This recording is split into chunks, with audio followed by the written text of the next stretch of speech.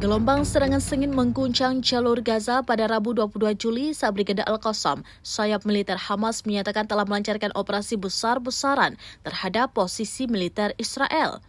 Klaim ini mencakup penargetan kendaraan lapis baja dan fasilitas komando, memicu spekulasi mengenai dampak di lapangan. Menurut pernyataan Al-Qassam, sebuah pengangkut personel lapis baja Israel diledakkan dengan rudal Yasin 105 di dekat persimpangan Abu Holi, Tenggara Deir al-Balah di pusat Gaza. Tidak berselang lama, ketegangan memuncak ketika kelompok itu mengumumkan serangan lain yang menargetkan sebuah tank Merkava Israel dengan rudal Yasin 105 di daerah Al-Jafrawi Chalets masih di Tenggara Deir al-Balah. Al-Qassam bahkan menyebutkan adanya helikopter yang mendarat di lokasi tersebut untuk evakuasi, mengindikasikan kemungkinan adanya korban di pihak Israel. Serangan ketiga di wilayah Al-Jafrawi juga menargetkan pengangkut personel lapis baja Israel lainnya dengan rudal Yasin 105, menunjukkan intensitas serangan di area tersebut. Tidak hanya di Gaza Tengah, aksi juga meluas ke selatan. Brigada Al-Qassam mengklaim telah membombardir lokasi komando dan kontrol musuh di barat daya kota Rafah menggunakan sistem rudal jarak pendek Rajum 114 mm. Hingga saat ini belum ada pernyataan resmi dari militer Israel yang mengkonfirmasi insiden-insiden ini atau rincian mengenai potensi kerugian.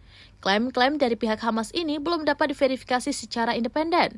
Situasi di jalur Gaza tetap sangat bergejolak dengan laporan serangan yang terus-menerus dari kedua belah pihak.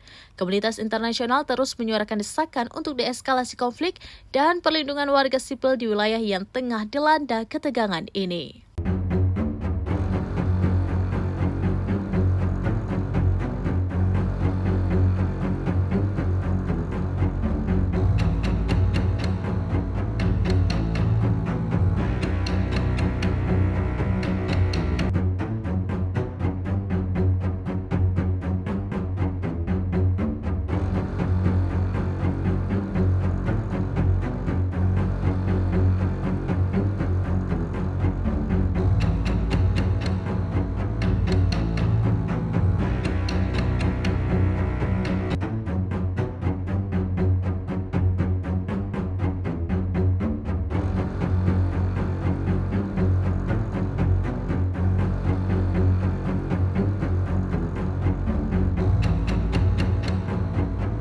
Download Tribun X sekarang, menghadirkan lokal menjadi Indonesia.